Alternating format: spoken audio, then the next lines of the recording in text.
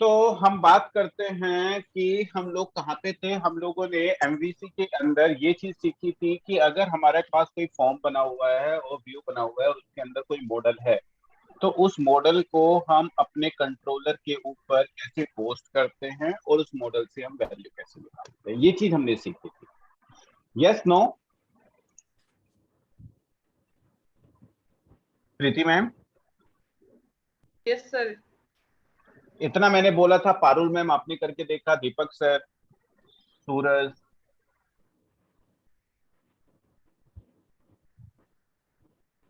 Sir करके नहीं देख पाई थी, बट हाँ मुझे समझ आ गया था। हम ऑफिस वाले काम में थोड़े बिजी थे। ओहो, प्रीति मैम आपने करके देख लिया? सूरज सर? यस सर, करके देख रहे हैं। Oh very good. तो हम मान के चल रहे हैं कि अब whatever value we will use, उनकी वैल्यू मेरे पास मेरे कंट्रोलर तक आने लगेगी। और जो मेथड हम लोग यूज करेंगे, मैंने आपको 3 मेथड बताए थे, उसमें से जो मेथड हम यूज करेंगे वो यूज करेंगे कि ये वाला। ओके, और इसको हमने बताया था कि आपको हम ये वाला मेथड यूज करेंगे। इस मेथड में जिस नाम का एक्शन मेथड होता है उसी नाम का एक्शन मेथड हम एक और बना लेते हैं। ऊपर वाले के ऊपर गेट लिख देते हैं, नीचे वाले के ऊपर हम पोस्ट लिख देते हैं, और फिर जो मॉडल होता है उसको हम रिसीव कर लेते हैं। तो इस ऑब्जेक्ट के अंदर आपको सारी वैल्यूज मिल जाएंगी। मैं रन करके देखता हूँ और फिर आपको बताता हूँ। अमजद सर को ये चीज पता होगी क्योंकि अमजद सर वीकडेज वाला बैच ज्वाइन कर रहे हैं। सूरज सर आपने वीकडेज वाला बैच जी ज्वाइन करना सर। छोड़ दिया क्यों? सर मैंने पुरानी क्लास देखी थी, हो गया, समझ में आ गया। अच्छा, मैंने कहा पसंद नहीं आ रही हो क्लासेस तो सूरज सर को बोला छोड़ो बेकार है, वीकेंड पे करेंगे। नहीं, ऐसा तो नहीं है?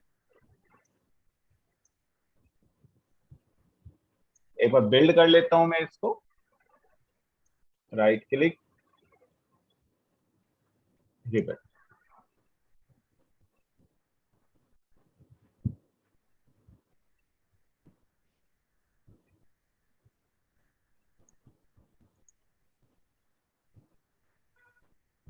और आज हमारा बर्थडे, और आज हमारी क्लासेस पता कब से चल रही है? आज मॉर्निंग में 7 बजे क्लास स्टार्ट हुई थी, 7 से 8, 8 से 9, फिर 9:30 से 11:30, अब 11:30 से आपकी 1:30 बजे तक क्लास है, फिर 2 से फिर 3 बजे तक क्लास है। तो इतनी हमारी क्लासेस। Happy birthday sir. अरे thank you thank you. Sir फिर तो आप इवनिंग में लोग पार्टी होगी। सर, आपको तो ऑफ लेना चाहिए था सर आपको आज। फिर सुबह से बैठा हुआ हूँ मैं आज। अरे जी क्या ही सर। हो, एक्चुअली है ना, पता है कि प्रॉब्लम क्या होती है? अगर आपका बर्थडे और आपके बेटे का बर्थडे एक दिन हो जाए ना, तो आपका बर्थडे किसी को याद ही नहीं रहता। पता है, कई लोग बाद में आए वाले को ज्यादा पूछते हैं। कई लोग तो रिलेटिव है ना, उसको मिस करते हैं बेटे को, अरे उसको हैप्पी बर्थडे बोल दो ना, बताना पड़ता है मेरा भी है। तो उसका भी सेम ही डे है, तो प्रॉब्लम ये है। एनीवे, प्रॉब्लम नहीं, वैसे अच्छी चीज है, ये खर्चा कम होता है फाइनेंशियली अगर देखा जाए तो। ओके, तो हम आगे बढ़ते हैं। हम देखते हैं students less create students less, ऐसा जो हमने फॉर्म बनाया था। जब हम हिट करते हैं तो our HTTP get method will get called. Okay, तो ये हमारे पास एक फॉर्म आ जाएगा। ओके, और हमने ये भी देखा था कि अगर इस फॉर्म में मैं वैल्यू फिल करूं, let's say VIARAHUL r@gmail.com, number 976, okay, address में हमने लिख दिया INDIA इंडिया @123, एड्रेस में लेट्स से दिल्ली लिख दिया, तो पासवर्ड था। ओके, यहाँ पे गए और यहाँ पे हमने एक डेट सेलेक्ट कर ली, एज डेट से हमने कर दिया 31। Let me click create. So whatever values I will insert in the form, those value I will get in this particular form. So here I will get all the values whatever I entered on the form, like name, email, phone number, password. Now my next task is I want to save all these values in the database. और इसलिए आज की class जो है वो सबसे important है, क्योंकि किसी भी लैंग्वेज में डेटाबेस कनेक्टिविटी सबसे वाइटल पार्ट होता है, सबसे इंपॉर्टेंट पार्ट होता है। तो आपको ये सबसे जरूरी होता है कि किसी भी लैंग्वेज से, चाहे आप एंगुलर पढ़ रहे हो चाहे रिएक्ट पढ़ रहे हो, आपको डेटाबेस कनेक्टिविटी आती है। तो अगर हम बात करते हैं एमवीसी की या सी शार्प की, अगर मैं बात करता हूँ, नॉट एमवीसी, ओके, अगर मैं सी शार्प की बात करता हूँ तो सी शार्प से हम दो तरीके से कनेक्ट कर सकते हैं डेटाबेस को, क्योंकि now it's in C sharp, okay, it's C S file. तो सी शार्प से हम, ये मेरा सी शार्प है, और अगर यहां से मुझे डेटाबेस को कनेक्ट करना है तो दिस इज माय डेटाबेस। तो मेरे पास दो तरीके, the first one is the entity framework, the second one is the ADO.NET। तो मैं दो तरीके से कनेक्ट कर सकता हूं, और हम दोनों तरीके देखेंगे। एक फॉर्म मैं आपको इससे बना के दिखाऊंगा, और फॉर्म बनाने का मतलब I will tell you the CRUD operation. CRUD stand for create, read, update and delete. ये बहुत कॉमन सी टर्म है। CRUD आपको बहुत जगह बोलेगा कि आपको CRUD आता है कि नहीं आता, तो ऐसा कोई कॉन्सेप्ट नहीं है CRUD आपको ये तो पढ़ाया नहीं गुरुजी ने। क्रिएट, रीड, अपडेट, डिलीट कहने का मतलब CRUD के चारों ऑपरेशन आपको एक फॉर्म के साथ डेटाबेस से आते हैं कि नहीं आते हैं, कि आपने सारी वैल्यू डेटाबेस में इंसर्ट करना आपको आता है कि नहीं आता है, डेटाबेस से आपको रिट्रीव करके पेज के ऊपर दिखाना आता है कि नहीं आता है, वहां से डिलीट करना आता है कि नहीं आता है, अपडेट करना आता है कि नहीं आता है। तो same CRUD operation first we will see with the help of the EF, and then we will see with the help of the ADO. तो दोनों चीजें we will see, एक आज देखेंगे, एक कल देखेंगे। अगर आज ये कंप्लीट हो पाया तो बहुत अच्छी बात है, वरना पहले इसी को कंटिन्यू करेंगे, देन स्टार्ट। वैसे हमारे पास 2 घंटे का टाइम है, तो हम काफी कुछ हद तक कंप्लीट कर सकते हैं, ऊपर वाला पार्ट तो कर ही सकते हैं, ओके। अगर आपको लगे किसी पॉइंट ऑफ टाइम, सब लोगों को, कि ये ज्यादा हो रहा है, हमें कल तक प्रैक्टिस के लिए टाइम चाहिए, क्रिएट हो गया, रीड हो गया, अपडेट हो गया, डिलीट हो गया, तो आप मुझे रोक देना, तो हम क्लास एंड कर देंगे, क्योंकि प्रैक्टिस करने का टाइम जरूरी है रादर देन कोर्स कंप्लीट करने से, ओके। हेलो हाँ जी, सर, आवाज आ रही है? अरे बहुत जोर से सूरज सर। सर ये मैं पूछ रहा था, जैसे कि आपने जो @HTML वगैरह कराया था। हाँ, रेजर रेजर बोलते हैं उसको। जी हाँ जी, वो रेजिस। सर वो हाँ करना हाँ जरूरी है क्या? मैं अपने खुद के HTML कोड लिख के नहीं कर सकता प्रोजेक्ट?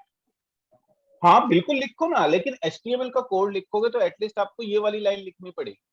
हमने उस दिन देखा था ना हम कैसे बनाते हैं, तो आपको जब आप खुद से लिखोगे बस ये लाइन लिख दो, अंदर आप HTML लिख दो। अगर आपने ये वाला नहीं लिखा और इनपुट टाइप लिखा, तो जो वैल्यू आपके मॉडल के पास है वो फॉर्म के ऊपर बाइंड नहीं होगी, और यहां से फिर आपको इधर पोस्ट नहीं होगी, डायरेक्ट आपको इस कंट्रोलर के ऊपर नहीं मिलेंगी। फिर उसके लिए आपको एजेक्स भी लिखनी पड़ेगी, क्योंकि ओके आपको सर। सीसा पहचानी है वैल्यू।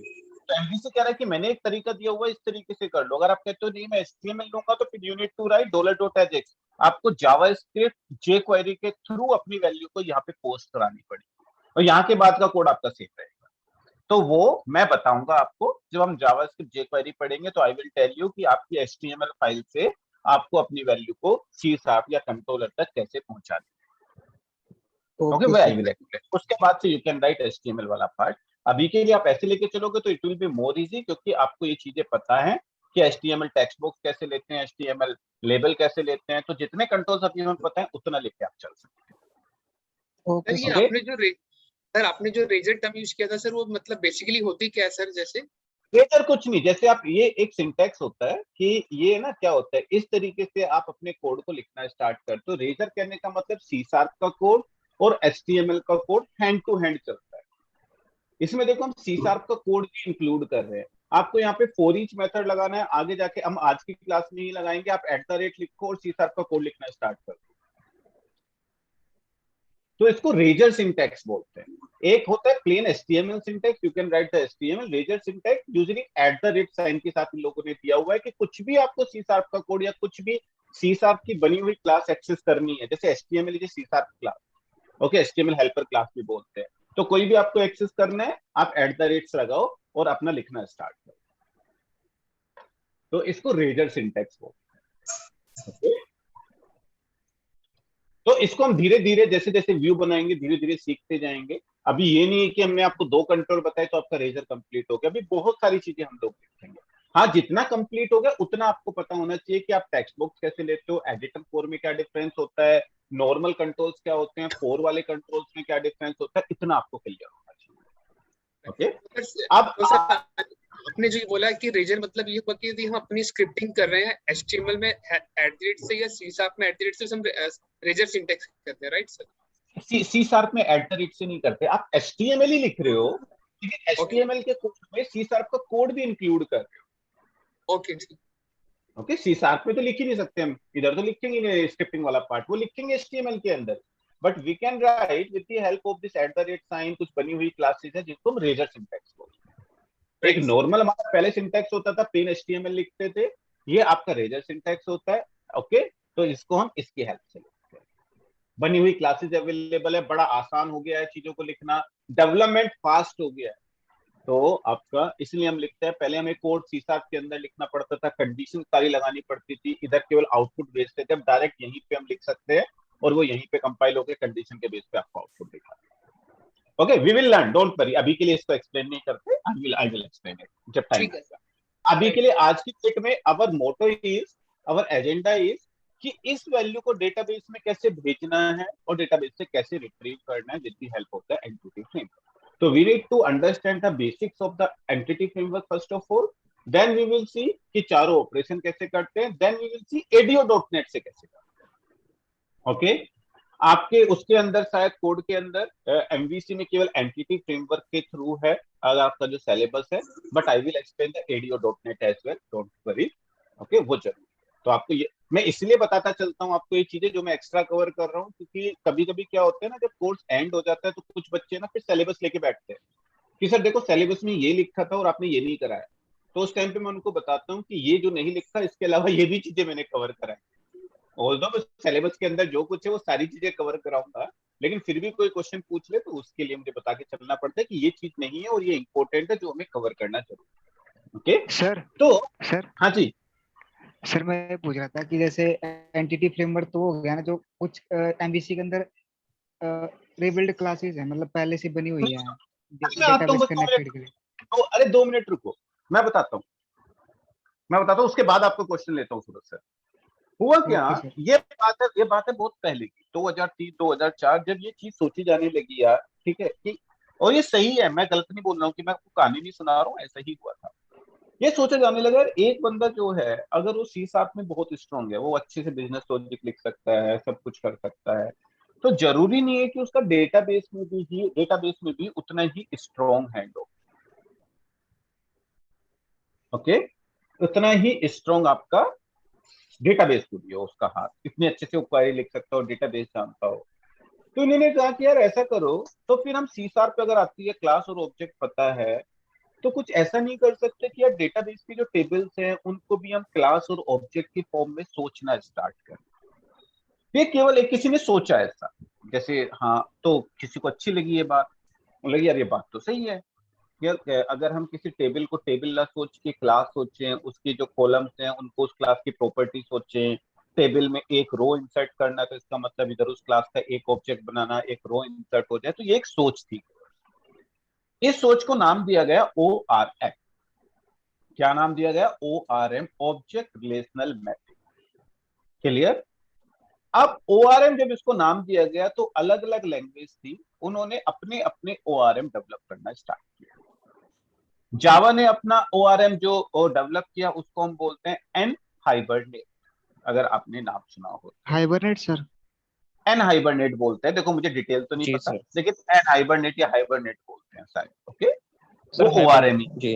हाँ हाँ उधर लिखा है। दूसरा आपका जो डॉटनेट ने किया, डॉटनेट ने जो आपका किया उसको बोलते हैं एंटिटी फ्रेमवर्क। ओके जरूरी नहीं है कि हाइबरनेट या एंटिटी फ्रेमवर्क ही आप चूज करो, आपके थर्ड पार्टी भी बहुत सारे ORM अवेलेबल हैं जो आप डॉटनेट या जावा या PHP में यूज कर सकते हैं।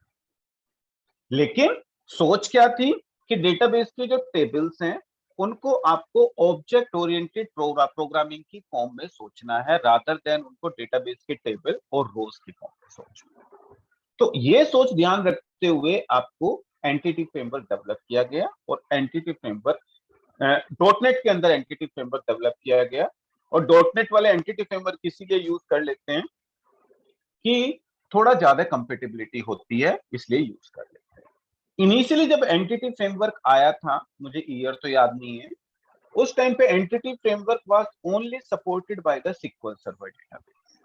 क्या SQL सर्वर डेटाबेस के साथ ये चल सकता है, but nowadays you can connect Oracle, MySQL, किसी भी डेटाबेस के साथ आप एंटिटी फ्रेमवर्क से कनेक्टिविटी कर सकते हो, और अब से नहीं कई साल से। तो इन्होंने बहुत फ्लेक्सिबिलिटी आपको दे दी है। Same with the Hibernate as well, शायद उधर भी ऐसा कर दिया गया। तो टाइम जैसे बढ़ा तो इन चीजों को और सुधारेगा। ये डिबेट का पॉइंट है कि वेदर एक प्रोजेक्ट में एंटिटी फ्रेमवर्क यूज करना बेटर है कि ADO.NET यूज करना बेटर है, वो दोनों में आपको प्रोज एंड कॉन्स दोनों में आपको बताता चलूंगा।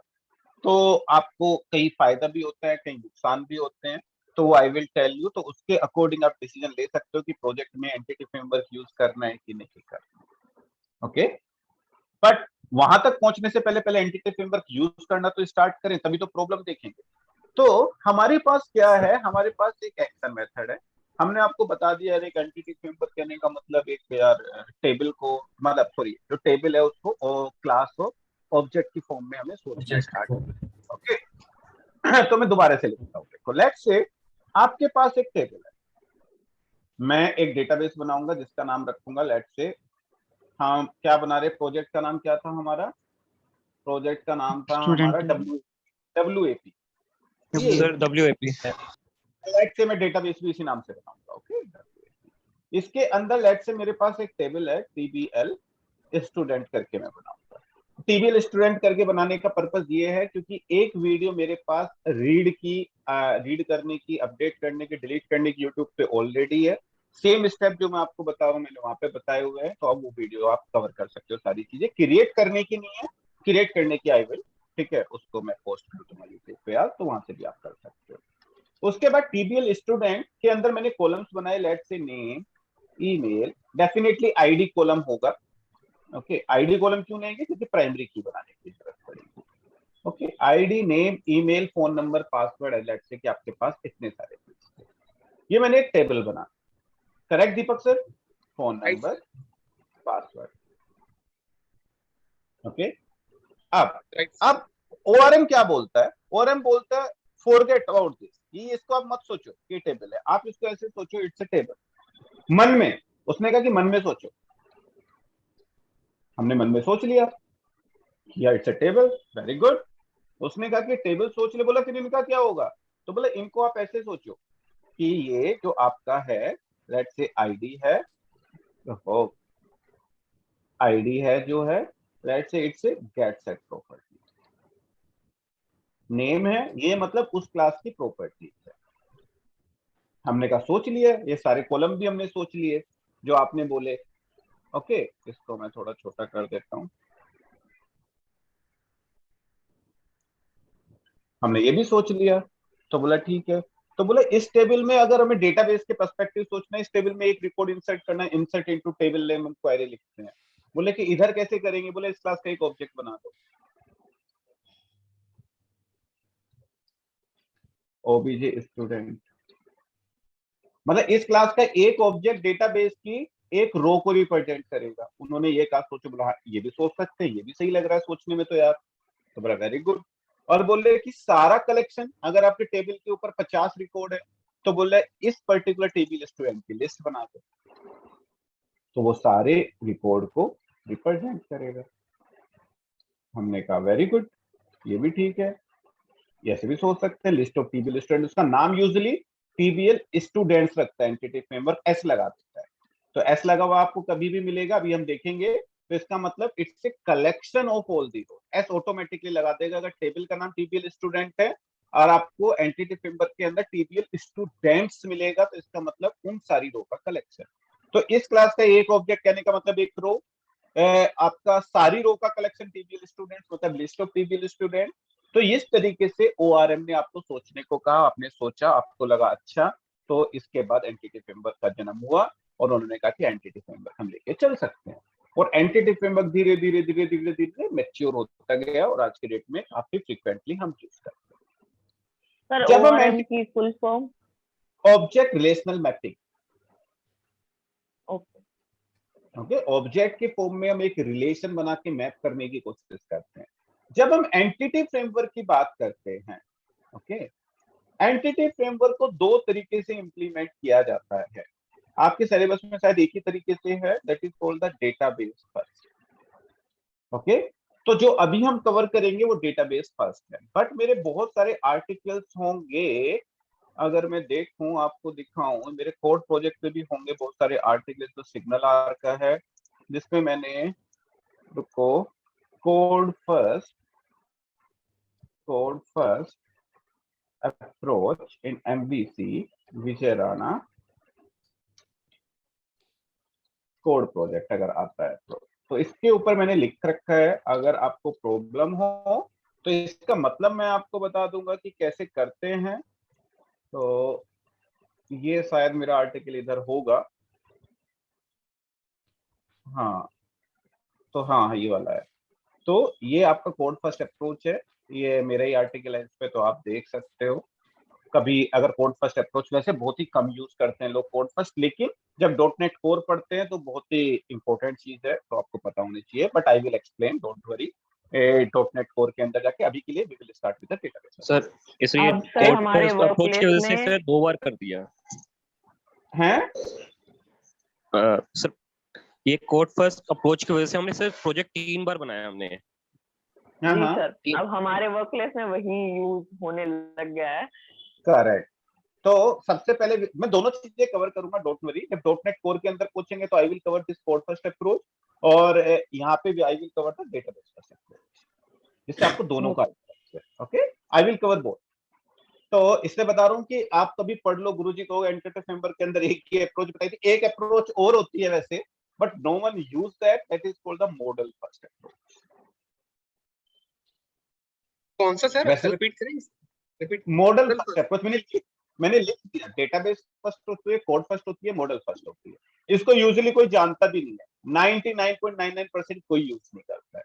Most of the time we use this और वी यूज दैट्स ओके। तो I will start with the database first. नाम क्या कह रहा है? डेटाबेस फर्स्ट, मतलब पहले डेटाबेस बनेगा तब आप एंटिटी फ्रेमवर्क को बनाओ। ओके, एंटिटी फ्रेमवर्क यूज करोगे। तो जैसा नाम बोल रहा है ऐसा ही हम कर लेते हैं। हम अपने डेटाबेस को ओपन करते हैं। नो, डेटाबेस है हमारे पास SQL सर्वर 2014, तो हमने इसको ओपन किया।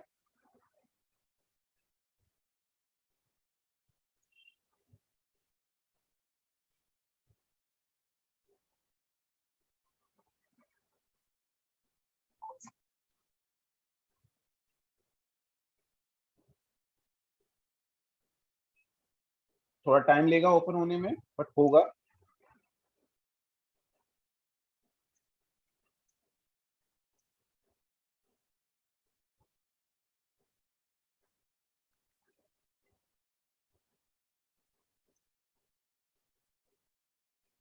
ओके, कनेक्ट कर लेते हैं।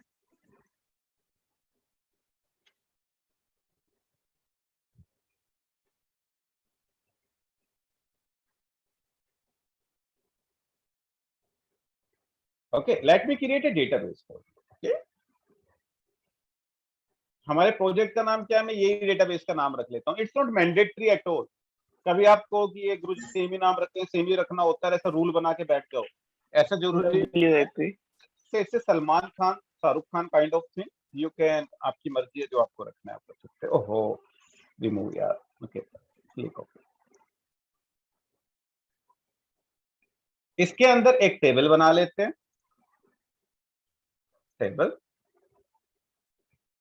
जिसके अंदर मुझे उस फॉर्म की वैल्यू को स्टोर कराना है।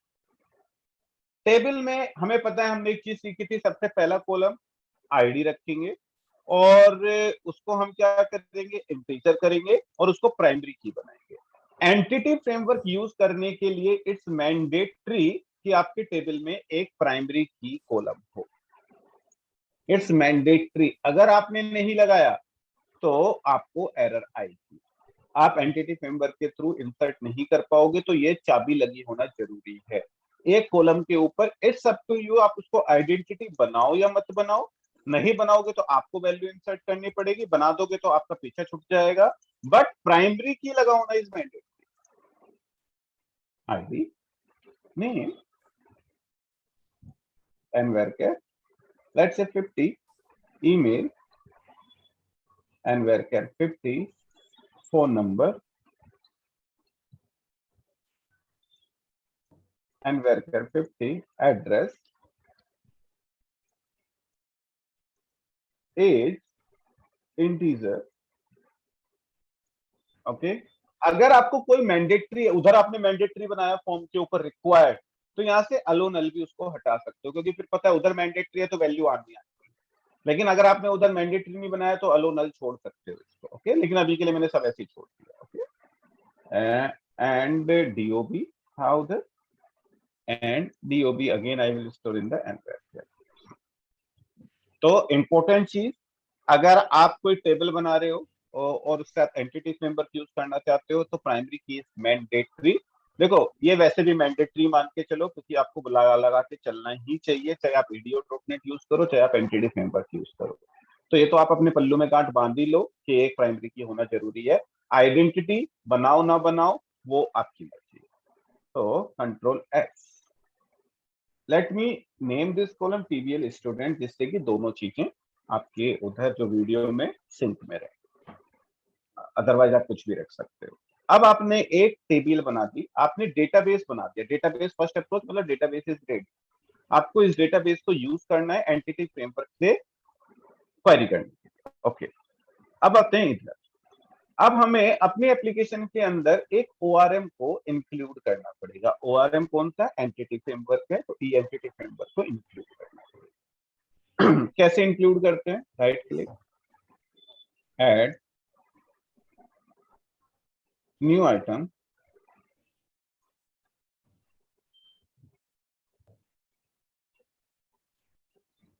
data ADO.NET entity data model, select this। By default नाम मॉडल 1 है, आप इसको कुछ भी रख सकते हो, it's up to you. Okay okay add first approach designer from database, तो भी डेटाबेस फर्स्ट अप्रोच है। नेक्स्ट आपसे पूछ रहा है अपने डेटाबेस का बताओ कहां पे। हमने कहा न्यू कनेक्शन, हमने कहा सर्वर नेम मेरा क्या है, जो भी सर्वर नेम आपको यहाँ पे लिखा हुआ दिखता है, you need to just copy paste this. और ये आपकी मशीन के लिए अलग होगा, कभी डिट्टो कॉपी पेस्ट कर दो और फिर कहो गुरुजी आया नहीं था। तो ये हर एक की मशीन का अपना अलग होगा, तो आपको देखना है आपका सर्वर नेम क्या है। तो once you will write the server name, पूछेगा इस सर्वर के अंदर कौन से डेटाबेस के साथ आपको यूज करना है। हमने कहा W। You can click on the test connection as well if you want, ये चेक करने के लिए कि आपका कनेक्शन सही से हुआ है कि नहीं हुआ है, जो कि सही से हो गया। और यहाँ पे जाके इसको मैं इधर कर देता हूँ यार,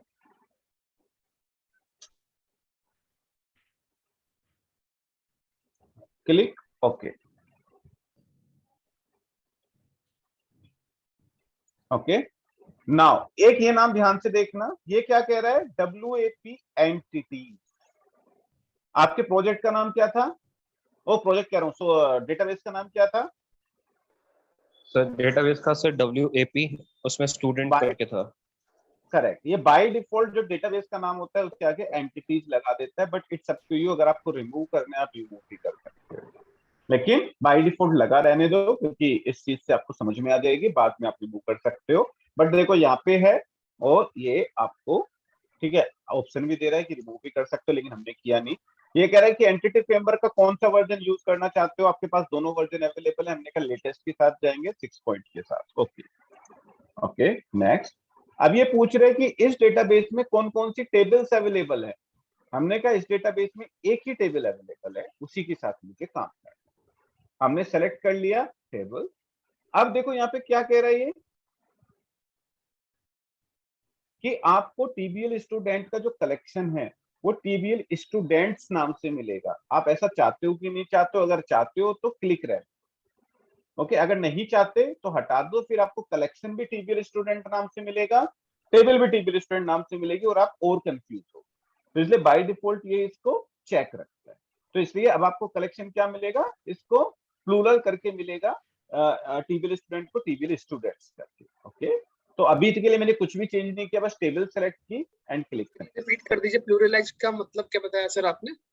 मैंने ये बताया कि आपका जो मैंने यहाँ पे डिस्कस किया था ना आपके साथ, कि TBL स्टूडेंट का जो कलेक्शन होगा वो TBL स्टूडेंट्स करके मिलेगा। जी सर।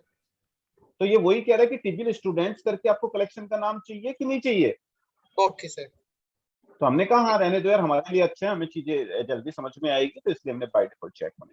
आप जब एक बार बनाओगे तो एक प्रोजेक्ट में चेक कर देना, दूसरे प्रोजेक्ट में चेक करके आपको डिफरेंस समझ में आ जाएगा। बट यूजुअली 99.99% से चेक ही रहने देते हैं, वो हमारे लिए अच्छा होता है।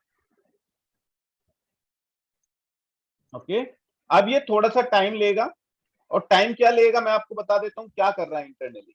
डेटाबेस के टेबल उठा रहा है, टीबीएल स्टूडेंट जो आपने बनाई थी उससे आपकी क्लास जनरेट कर रहा है। जो हमने सोचा था ना कि ऐसे सोचना स्टार्ट करो, ये इस टेबल से आपकी एक क्लास जनरेट करना कर रहा है, अपने आप करेगा, आपको कुछ नहीं करना, वो ही कर रहा है बेचारा बहुत मेहनत से, तो करने दो उसको, 1-2 मिनट लेगा, लगे रहने दो।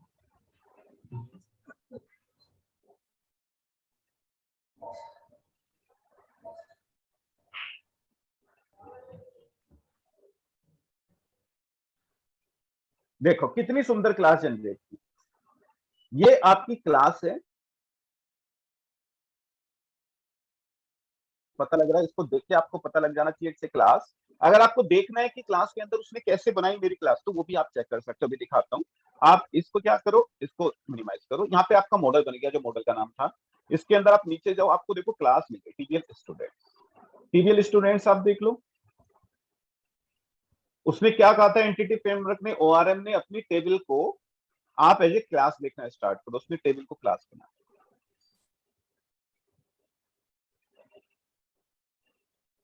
Yes no?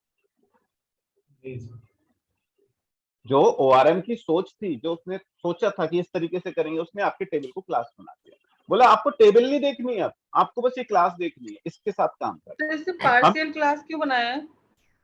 पार्शियल आप हटा सकते हो, ये कहता है कि हो सकता है टीबीएल स्टूडेंट नाम की क्लास और बनाओ आप अपनी मर्जी से, और उसके कॉलम आप इसमें ऐड करना चाहते हो, इसलिए आपको पार्शियल बना के दे देता है। अगर आपको रिमूव करना है आप रिमूव कर सकते हो। पार्शियल का मतलब ये होता है कि 2 क्लास कंपाइल टाइम पे एक हो जाएंगी अगर सेम नाम की है। तो ये सोचता है कि हो सकता है आपके टेबल में, आपके प्रोजेक्ट में भी कोई टीबीएल स्टूडेंट नाम की क्लास हो, तो उसके कॉलम भी इसी में ऐड हो जाएंगे अपने आप, तो अपने आप उसको डेटाबेस में सेट कर सकते हैं। तो लेकिन बाय डिफॉल्ट ये पार्सल बनाता है, हमें यहाँ पे कोई जरूरत नहीं है, अगर आपको रिमूव करना है तो रिमूव भी कर सकते हो, it's up to you. Okay, अब हम चलते हैं आगे। सर एक बार अब हम, ये दोबारा से हाँ, बता दोगे? दोबारा तो नहीं बता पाऊंगा, पारुल मैम ऐड हो गया है तो, लेकिन मैं आपको वैसे बताता हूँ। राइट क्लिक हाँ करोगे, जी। ऐड करोगे, आपके पास एक पॉपअप आएगा, उसमें डेटा पे क्लिक करोगे, ADO.NET डेटा मॉडल सेलेक्ट करोगे, उसके बाद एक ऑप्शन आएगा डेटाबेस फर्स्ट आप सेलेक्ट करोगे, उसके बाद आपसे पूछेगा न्यू कनेक्शन, उसमें आप अपने डेटाबेस सर्वर का नाम लिखोगे, डेटाबेस का नाम सेलेक्ट करोगे, नीचे सेलेक्ट करोगे, उसके बाद आपसे टेबल पूछेगा किस टेबल के साथ काम करना है, टेबल सेलेक्ट करोगे, क्लिक ओके करोगे, तो आपके लिए टेबल बना देगा। That's it. ये मॉडल हमने अभी जैसे बनाया, जैसे आप मॉडल 1.edmx हो गया सर, ये जैसे दिख रहा है कुछ, है ना? हाँ हाँ, फिर उसमें ही मॉडल 1.tt आ गया, टीटी के अंदर फिर ये जितनी भी आपकी क्लासेस बनाएगा ये, वो इस वाले फाइल के अंदर बनेगा। अच्छा, ये मतलब ये स्ट्रक्चर फिक्स रहेगा सर? स्ट्रक्चर फिक्स रहेगा, इसको अगर आपने थोड़ा चेंज कर दिया एंटिटी फ्रेमवर्क काम करना बंद कर देगा, तो इंटरनली बहुत सारी चीजें करनी है उसको। तो वो ठीक क्या है सर। करता है, उसको पता है मुझे यहाँ से रीड करना है, इस फाइल के अंदर कुछ लिखा हुआ है, मुझे उससे ये चीजें रीड करनी है, तब मैं काम करूंगा। तो ये स्ट्रक्चर फिक्स है, इसमें आपको कभी कोई चेंज नहीं करना, ये बन गया दैट्स इट, बंद कर दो। ठीक बस है सर। आपको देखना है कि आपकी टेबल कैसे बनी, तो आप जाके यहाँ पे सारी टेबल्स लिस्टेड हो जाएंगी, आप यहाँ पे जाके देख सकते हो कि आपकी टेबल ये। दैट्स इट, आपको इतना ही काम करना था, आपने काम खत्म कर दिया, आपने 80% डेटाबेस कनेक्टिविटी कर। बोला गुड, बोला हमने किया तो कुछ भी नहीं, हाँ हमने कुछ नहीं किया, अब हमें केवल यहां से अपनी वैल्यूज को डेटाबेस में भेजना है। तो उसके मैं सिंपल आपको 5 स्टेप बता दूं। मैं स्टेप में ही बात करता हूँ, मेरे जितने ऑनलाइन आर्टिकल्स हैं मैं यूज स्टेप में ही बताता हूँ, जिससे आपको याद रहे चीजें। तो स्टेप 1 आपको ये याद रखना है, create an object of your database. Database किस नाम